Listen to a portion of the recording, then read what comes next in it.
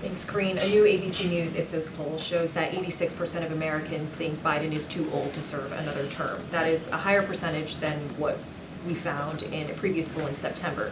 So clearly polling shows this is a persistent issue.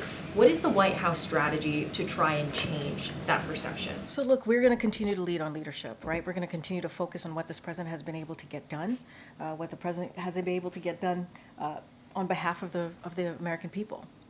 And look, I'll quote a little bit of what the First Lady said, I think incredibly well, just a couple days ago.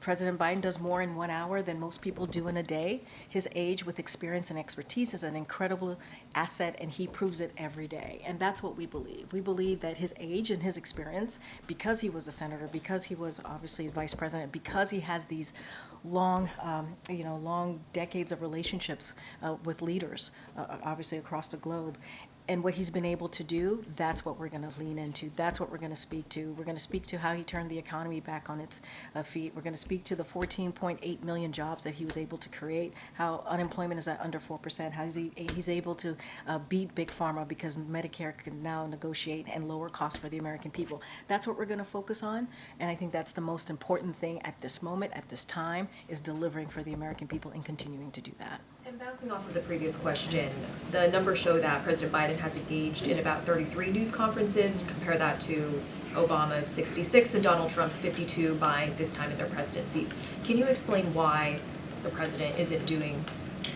So look, yeah, and I hear the question, and I know that folks want to hear you all, and it's important because when you all hear from the president, obviously, so does the American people. So we get the importance of that, and we're always going to try to find ways, obviously outside of press conferences as well, for the president to be out there. And we have found some non-traditional ways. We think it's important to try and meet the American people where they are, and so that is important as well. Whether it's a podcast that's important, or doing certain things that is not the norm.